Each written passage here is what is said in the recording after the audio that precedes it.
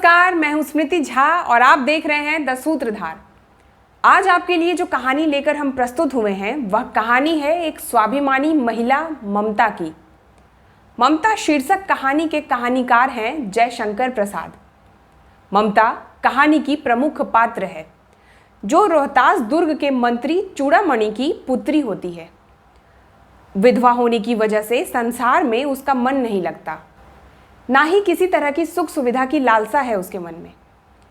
कहानी में आप सुनेंगे कि पिता के मृत्यु के बाद कैसे ममता स्वयं की और अपने सतीत्व की रक्षा करते हुए खंडहरों में छिपती है।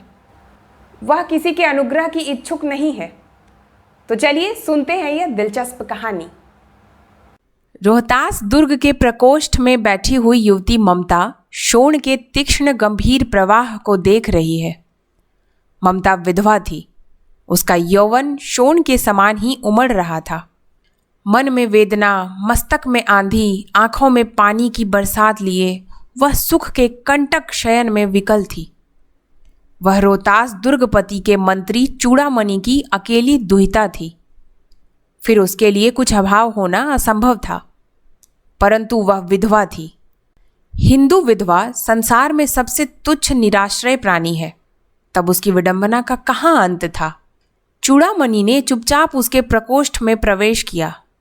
शोण के प्रवाह में, उसके कलनाद में अपना जीवन मिलाने में वह बेसुध थी। पिता का आना ना जान सकी। चूड़ामणि व्यथित हो उठे।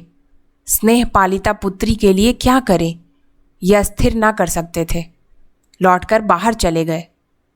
ऐसा प्रायः होता, पर आज मंत्री के मन में बड़ी दुश्चिंता थी। पैर सीधे ना पड़ते थे। एक पहर बीत जाने पर वे फिर ममता के पास आए। उस समय उनके पीछे 10 सेवक चांदी के बड़े थालों में कुछ लिए हुए खड़े थे। कितने ही मनुष्यों के पद शब्द सुन ममता ने घूम कर देखा। मंत्री ने सब थालों को रखने का संकेत किया। अनुचर थाल रखकर चले गए। ममता ने पूछा, यह क्या है पिताजी? तेरे लिए बेटी, उपहार है, कहकर चूड़ामणि ने उसका आवरण उलट दिया। स्वर्ण का पीलापन उस सुनहली संध्या में विकीर्ण होने लगा। ममता चौंक उठी। इतना स्वर्ण, यह कहां से आया? चुप रहो ममता, यह तुम्हारे लिए है। तो क्या आपने मलेच्छ का उत्कोच स्वीकार कर लिया? पिताजी, यह अनर्थ है, अर्थ नहीं। लौटा दीजिए। पिताजी, हम लोग ब्राह्मण हैं, इतना सोना लेकर क्या करेंगे? इस पतोन्मुख प्राचीन सामंत वंश का अंत समीप है बेटी। किसी भी दिन शेर शाह रोहिताश्व पर अधिकार कर सकता है। उस दिन मंत्रित्व न रहेगा। तब के लिए बेटी। हे भगवान, तब के लिए? विपद के लिए इतना आयोजन? परम पिता की इच्छा के विरुद्ध इतना साहस? पिताजी, क्या भीख ना मिलेगी? क्या कोई हिंदू भूपृष्ठ पर ना बचा रह जाएगा जो ब्राह्मण को 2 मुट्ठी अन्न दे सके? यह असंभव है। फेर दीजिए पिताजी, मैं कांप रही हूं। इसकी चमक आंखों को अंधा बना रही है। मूर्ख है, कहकर चूड़ामणि चले गए। दूसरे दिन जब डोलियों का तांता भीतर आ रहा था, ब्राह्मण मंत्री चूड़ामणि का हृदय धक धक करने लगा। वह अपने को रोक ना सका। उसने जाकर रोहिताश्व दुर्ग के तोरण पर डोलियों का आवरण खुलवाना चाहा। पठानों ने कहा, यह महिलाओं का अपमान करना है। बात बढ़ गई। तलवारें खींची। ब्राह्मण वहीं मारा गया और राजा रानी और कोष सब छली शेरशाह के हाथ पड़े। निकल गई ममता। डोली में भरे हुए पठान सैनिक दुर्ग भर में फैल गए, पर ममता न मिली। काशी के उत्तर धर्मचक्र विहार मौर्य और गुप्त सम्राटों की कीर्ति का खंडहर था। भग्न चूड़ा, तृण गुल्मों से ढके हुए प्राचीर, ईंटों की ढेर में बिखरी हुई भारतीय शिल्प की विभूति ग्रीष्म की चंद्रिका में अपने को शीतल कर रही थी। जहां पंचवर्गीय भिक्षु गौतम का उपदेश ग्रहण करने के लिए पहले मिले थे, उसी स्तूप के भग्नावेश की मलिन छाया में एक झोपड़ी के दीपालोक में एक स्त्री पाठ कर रही थी। अनन्याश चिंतयन्तो मां ये जनाः पर्युपासते। पाठ रुक गया। एक भीषण और हताश आकृति दीप के मंद प्रकाश में सामने खड़ी थी। स्त्री उठी। उसने कपाट बंद करना चाहा, परंतु उस व्यक्ति ने कहा, माता, मुझे आश्रय चाहिए। तुम कौन हो? स्त्री ने पूछा। मैं मुगल हूँ।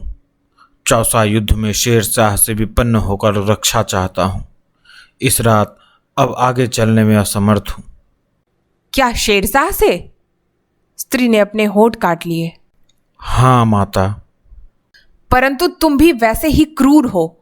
वही भीषण रक्त की प्यास, वही निष्ठुर प्रतिबिंब तुम्हारे मुख पर भी है।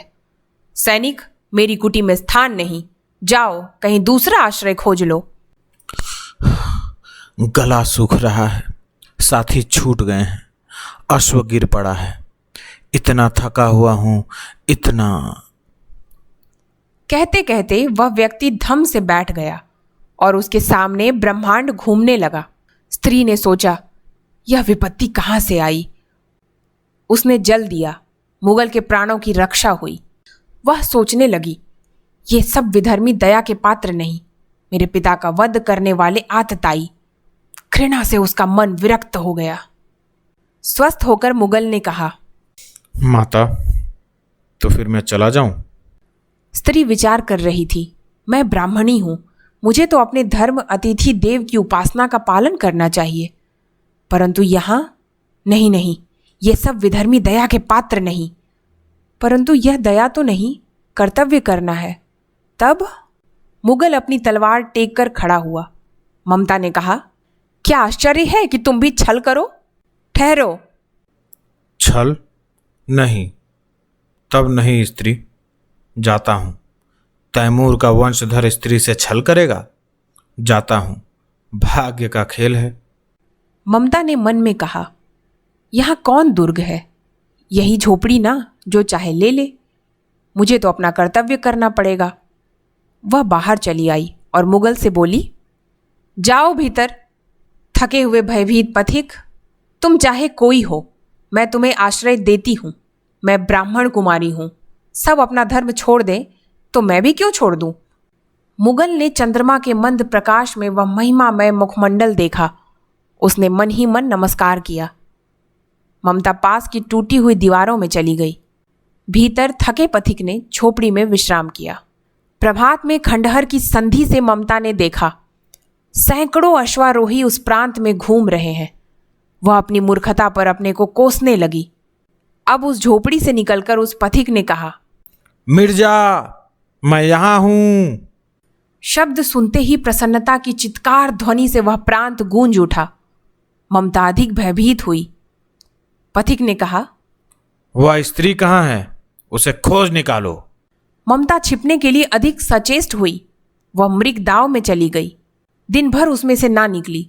संध्या में जब उन लोगों के जाने का उपक्रम हुआ तो ममता ने सुना, पथिक घोड़े पर सवार होते हुए कह रहा है, मिर्जा, उस स्त्री को मैं कुछ दे न सका।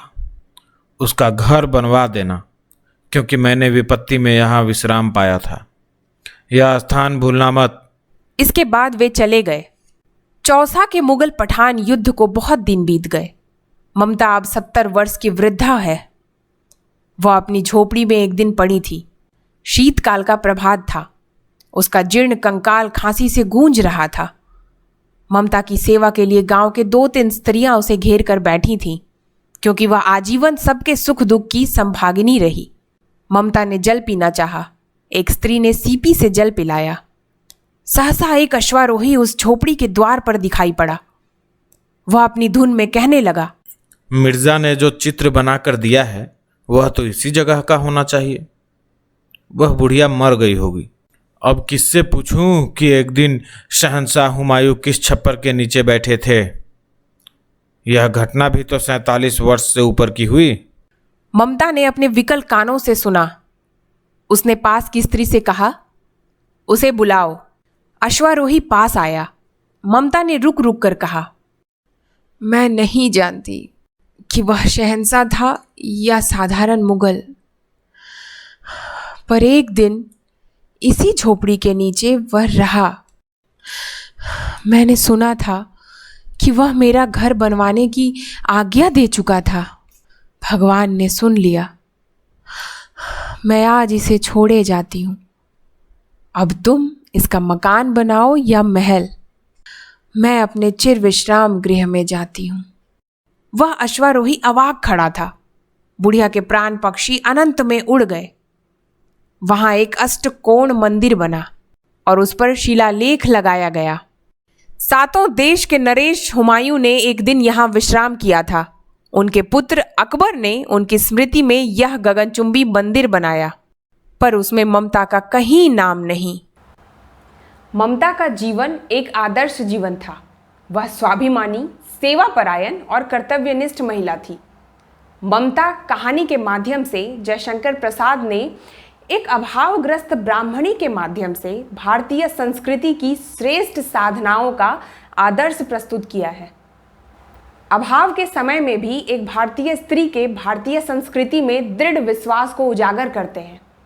ममता आजीवन कष्ट उठाना स्वीकार कर लेती है, लेकिन स्थितियों से समझौता नहीं करती।